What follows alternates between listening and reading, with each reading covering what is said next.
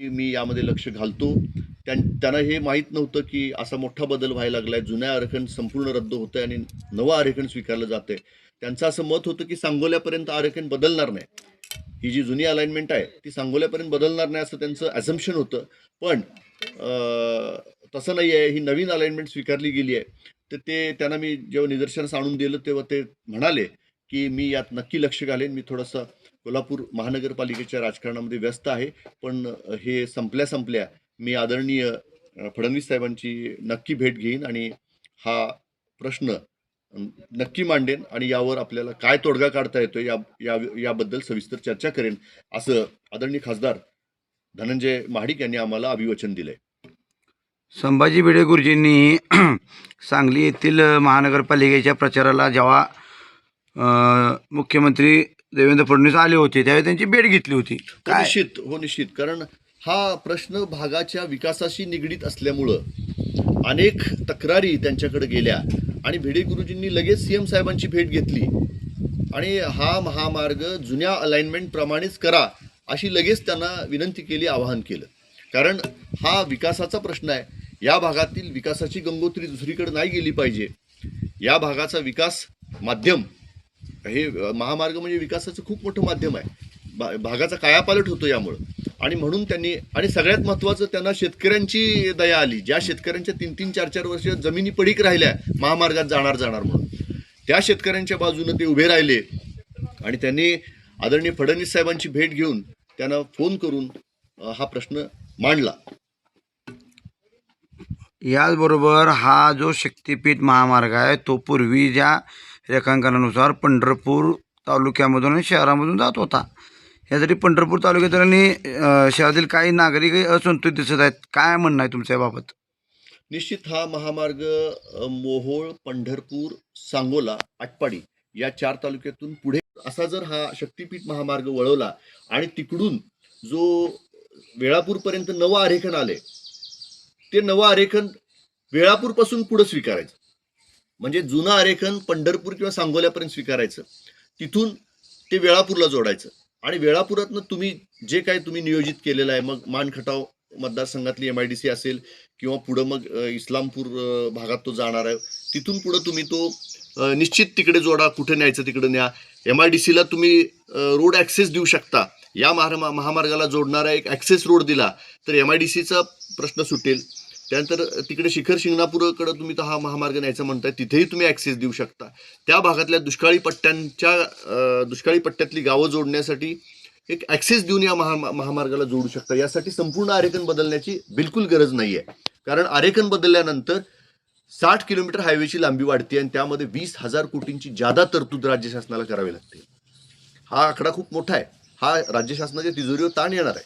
आणि म्हणून जुन्या आरेखनानुसार पंढरपूर किंवा सांगोल्यापासून तुम्ही जर वेळापूरला हा महामार्ग वळवला तर तिथून नवीन आरेखन स्वीकारा, काही अडचण येणार नाही. हा महामार्ग की जे फडणवीस साहेबांचं ड्रीम प्रोजेक्ट आहे हा पूर्ण होईल आणि सगळेच शेतकरी समाधानी राहतील. धन्यवाद, आभारी.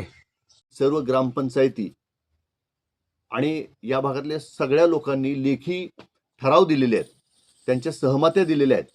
ज्या शेतकऱ्यांची संयुक्त मोजणी झाली आहे त्यांनी प्रत्यक्ष ज्याची जमीन गेली त्यांनी तर संयुक्त मोजणीला सहकार्य करून त्याची सहमती दिलीच आहे. परंतु या भागातल्या सर्व नगरपालिका, सर्व ग्रामपंचायतींनी शक्तिपीठ याच भागातून जुन्या अलाइनमेंट प्रमाणेच व्हावा यासाठी निवेदनं दिलेली आहेत, ठराव दिलेले आहेत आणि हे ठराव आम्ही मुख्यमंत्री साहेबांपर्यंत पोहोचवलेले आहेत.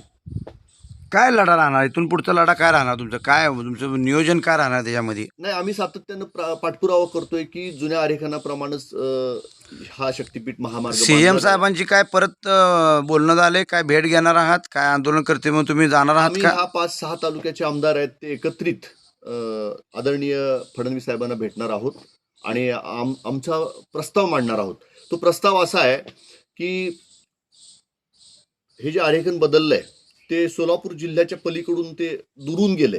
त्यामध्ये पंढरपूर वगळले, तुळजापूर जे महाराष्ट्राचं आराध्य दैवत आहे तुळजाभवानी मंदिर, हा आता मूळ उद्देश हरवला आहे. शक्तिपीठ महामार्ग म्हटलं याला आणि शक्तिपीठच दूर राहिले आणि आता ते इंडस्ट्रीयल हायवे झाला. तो MIDC कडे चालला, तो दुष्काळी भागाचा विकास करायला चालला. काय हरकत नाही, विकास झाला पाहिजे, तिकडेही लोकच आहेत. पण दुष्काळी भागातून जात असताना तिकडे डोंगरदऱ्या जास्त आहेत, तिकडे लोकसंख्येची घनता कमी आहे, त्याचा फायदा कमीत कमी लोकांना होणार आहे. इकडे मोठी शहरं आहेत, या शहरांना त्याचा फायदा होणार आहे. पंढरपूरचं पांडुरंगाचं मंदिर आहे, तिथे लाखो लोक येतात, त्या लाखोंच्या गर्दीला या महामार्गाचा फायदा झाला पाहिजे. म्हणून आमचं असं मत आहे की नवीन आरेखन ठीक आहे, तुम्ही तयार केलं, पण जुन्या आरेखनानुसार जर भूसंपादनाचं काम 97%, 98%, 99%, काही काही ठिकाणी 100% पूर्ण झालेलं आहे, तुम्ही ते आरेखन स्वीकारा आणि सांगोला तालुक्यातून वेळापूरच्या दिशेने 20-22 किलोमीटर गेल्यानंतर सांगोला ते वेळापूर असा महामार्ग जर वळवला तुम्ही, तांत्रिकदृष्ट्या कसं शक्य आहे ते बघावं लागेल, पण सांगोला ते मी यामध्ये लक्ष घालतो. त्यांना हे माहीत नव्हतं की असा मोठा बदल व्हायला लागलाय, जुन्या आरेखन संपूर्ण रद्द होतंय आणि नवं आरेखन स्वीकारलं जातंय. त्यांचं असं मत होतं की सांगोल्यापर्यंत आरेखन बदलणार नाही, ही जी जुनी अलाइनमेंट आहे ती सांगोल्यापर्यंत बदलणार नाही असं त्यांचं ॲझम्पशन होतं. पण तसं नाही आहे, ही नवीन अलाइनमेंट स्वीकारली गेली आहे. तर ते त्यांना मी जेव्हा निदर्शनास आणून दिलं तेव्हा ते म्हणाले की मी यात नक्की लक्ष घालेन, मी थोडंसं कोल्हापूर महानगरपालिकेच्या राजकारणामध्ये व्यस्त आहे, पण हे संपल्या मी आदरणीय फडणवीस साहेबांची नक्की भेट घेईन आणि हा प्रश्न नक्की मांडेन आणि यावर आपल्याला काय तोडगा काढता येतो याबद्दल सविस्तर चर्चा करेन, असं आदरणीय खासदार धनंजय महाडिक यांनी आम्हाला अभिवचन दिलंय. संभाजी भिडे गुरुजींनी सांगली येथील महानगरपालिकेच्या प्रचाराला जेव्हा मुख्यमंत्री देवेंद्र फडणवीस आले होते त्यावेळी त्यांची भेट घेतली होती. काय निश्चित, कारण हा प्रश्न भागाच्या विकासाशी निगडीत असल्यामुळं अनेक तक्रारी त्यांच्याकडे गेल्या आणि भिडे गुरुजींनी लगेच सीएम साहेबांची भेट घेतली आणि हा महामार्ग जुन्या अलाइनमेंट प्रमाणेच करा अशी लगेच त्यांना विनंती केली, आवाहन केलं. कारण हा विकासाचा प्रश्न आहे, या भागातील विकासाची गंगोत्री दुसरीकडे नाही गेली पाहिजे. या भागाचा विकास माध्यम, हे महामार्ग म्हणजे विकासाचं खूप मोठं माध्यम आहे, भागाचा कायापालट होतो यामुळं. आणि म्हणून त्यांनी, आणि सगळ्यात महत्त्वाचं त्यांना शेतकऱ्यांची दया आली, ज्या शेतकऱ्यांच्या 3-3, 4-4 वर्ष जमिनी पडीक राहिल्या महामार्गात जाणार म्हणून, त्या शेतकऱ्यांच्या बाजूने ते उभे राहिले आणि त्यांनी आदरणीय फडणवीस साहेबांची भेट घेऊन त्यांना फोन करून हा प्रश्न मांडला. याचबरोबर हा जो शक्तिपीठ महामार्ग आहे तो पूर्वी ज्या रेखांकनानुसार पंढरपूर तालुक्यामधून आणि शहरामधून जात होता. यासाठी पंढरपूर तालुक्यातील आणि शहरातील काही नागरिक असंतुलित दिसत आहेत. काय म्हणणं आहे तुमच्या बाबत?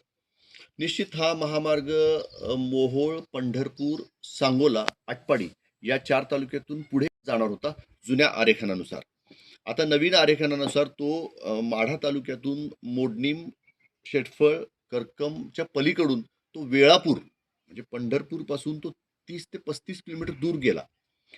पहिल्या आरेखनानुसार, पहिल्या अलाइनमेंटनुसार तो पंढरपूरच्या जवळ 4 किलोमीटरवर होता, म्हणजे अनवली भागातून तो जात होता, तुम्हाला माहीत असेल. आणि मग त्या महामार्गामुळे पंढरपूर शहराला अनुषंगिक फायदे होणार होते.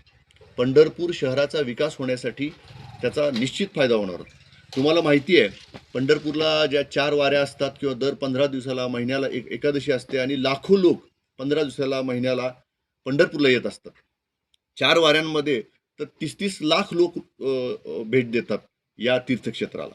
आणि मग अशा तीर्थक्षेत्रापासून नवीन अलाइनमेंटनुसार जर रस्ता दूर जात असेल तर पंढरपूर शहरामधल्या जनतेमध्ये असंतोष पसरला आहे. पंढरपूरची जनता अत्यंत नाराज झालेली आहे, कारण अखंड महाराष्ट्राचं आराध्य दैवत असलेलं पंढरपूरमध्ये हा महामार्ग आला म्हणून खूप आनंद साजरा केला गेला होता.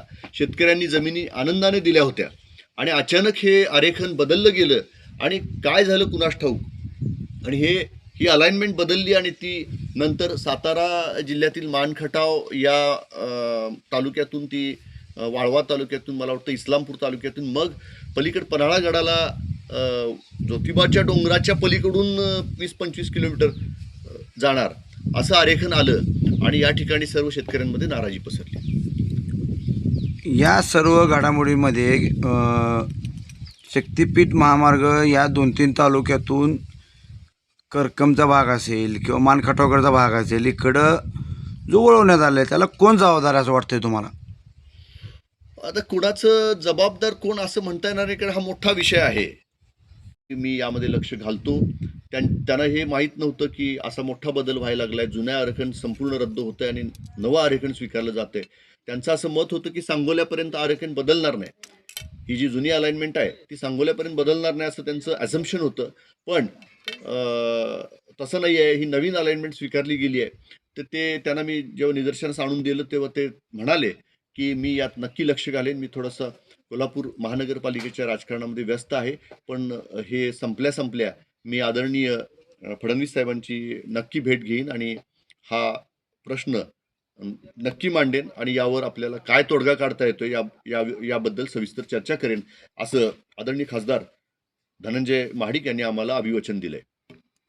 संभाजी भिडे गुरुजींनी सांगली येथील महानगरपालिकेच्या प्रचाराला जेव्हा मुख्यमंत्री देवेंद्र फडणवीस आले होते त्यावेळी त्यांची भेट घेतली होती. काय निश्चित, कारण हा प्रश्न भागाच्या विकासाशी निगडीत असल्यामुळं अनेक तक्रारी त्यांच्याकडे गेल्या आणि भिडे गुरुजींनी लगेच सीएम साहेबांची भेट घेतली आणि हा महामार्ग जुन्या अलाइनमेंट प्रमाणेच करा अशी लगेच त्यांना विनंती केली, आवाहन केलं. कारण हा विकासाचा प्रश्न आहे. या भागातील विकासाची गंगोत्री दुसरीकडे नाही गेली पाहिजे.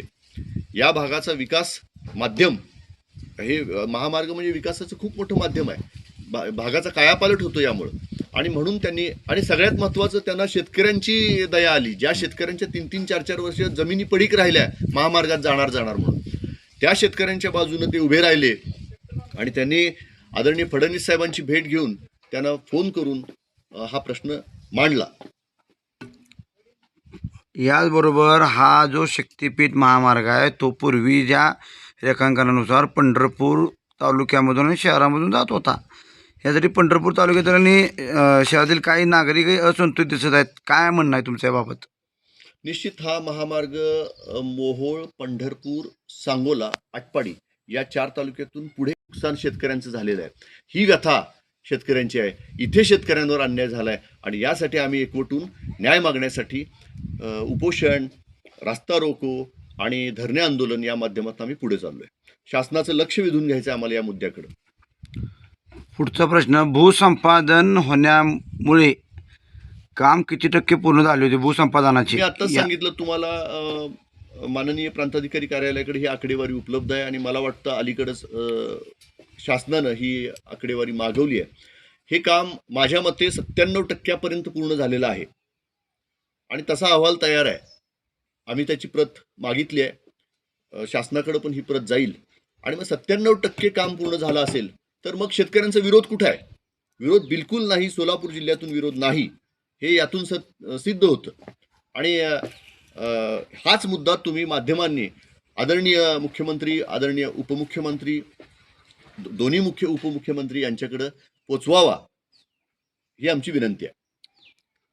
पंढरपूरमध्ये बिर्ला भवन येथे यासाठी एक मोठी बैठक मागील 1 महिन्यापूर्वी झाली होती.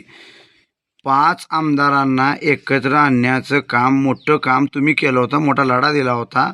त्यावेळी त्या आमदारांची आणि मुख्यमंत्री देवेंद्र फडणवीस साहेबांची काय चर्चा झाली होती का? हो, निश्चित. आम्ही या 5ही तालुक्याच्या आमदारांना एका ठिकाणी बोलवलं होतं, कारण अनेक नागरिकांचा हा प्रश्न निर्माण झाला होता.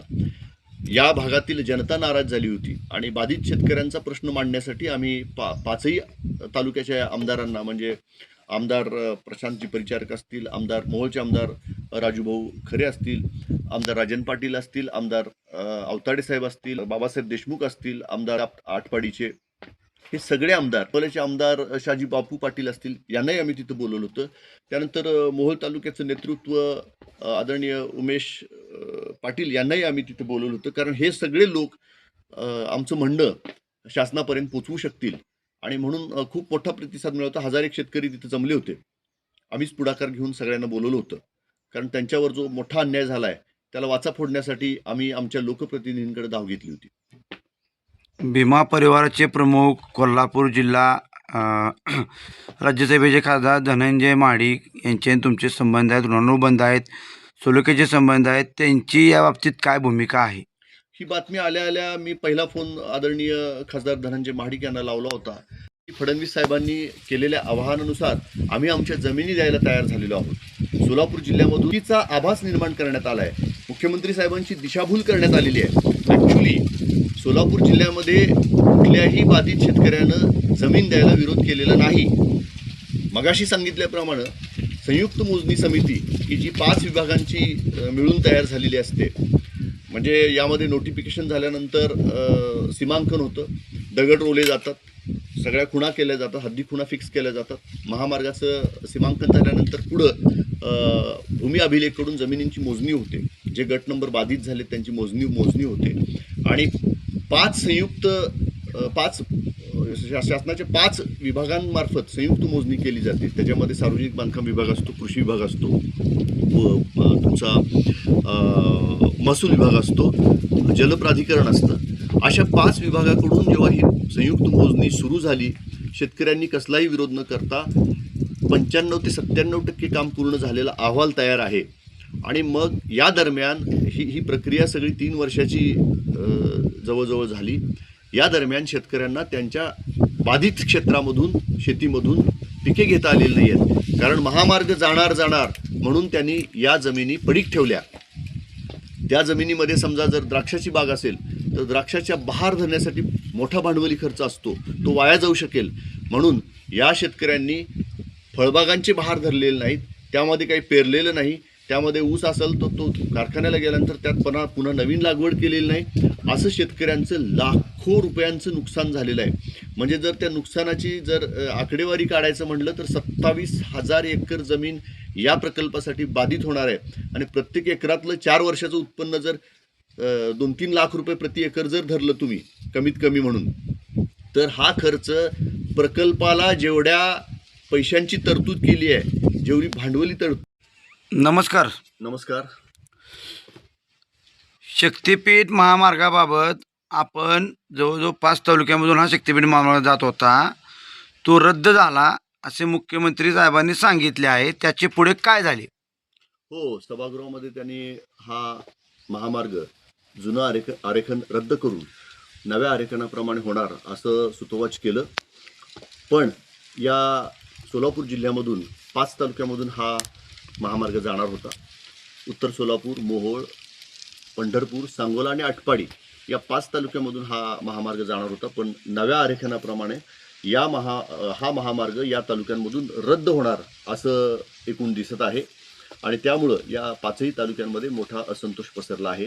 कारण विकासाची गंगोत्री, विकासाचं मोठं माध्यम आहे महामार्ग, हे दुसऱ्या जिल्ह्यामध्ये निघून चाललं. आणि त्यामुळे इथली जनता, इथले नागरिक, इथले शेतकरी आणि विशेषतः इथले बाधित शेतकरी हे खूप नाराज झालेले आहेत आणि त्यांच्यामध्ये एक असंतोष पसरलेला आहे. विशेषतः बाधित शेतकऱ्यांमध्ये असंतोष का पसरला आहे तर गेली 3-4 वर्ष झालं ही प्रक्रिया सुरू आहे. भूसंपादनाची प्रक्रिया ही आज सोलापूर जिल्ह्यामध्ये 95% ते 97% पूर्ण झालेली आहे. तसा अहवाल जिल्हाधिकारी कार्यालयाकडून शासनाने मागवला आहे असं कानावर येतं. आणि 95% काम पूर्ण झालेलं असताना हा महामार्ग रद्द का केला जातोय हे आम्हाला कोडं पडलं आहे. या प्रश्नाचं उत्तर आम्हाला मिळत नाही आहे. त्यामुळे शेतकरी एकवटलेत आणि आंदोलनाचा, उपोषणाचा मार्ग त्यांनी स्वीकारलेला आहे. बाधित शेतकऱ्यांचे नेतृत्व तुम्ही करत आहात. ह्या बाधित शेतकऱ्यांचे पुढे काय म्हणणे आहे? मी स्वतःसुद्धा एक बाधित शेतकरी आहे आणि मी शेतकऱ्यांच्या समस्या सोडवण्यासाठी नेहमी प्रयत्नशील असतो. बाधित शेतकऱ्यांचं असं म्हणणं आहे की आम्ही गेली 3 ते 4 वर्ष झालं या तुम्ही या चॅनलवर नवीन असाल तर सबस्क्राईब करा, तसेच लाईक आणि शेअर नक्की करा.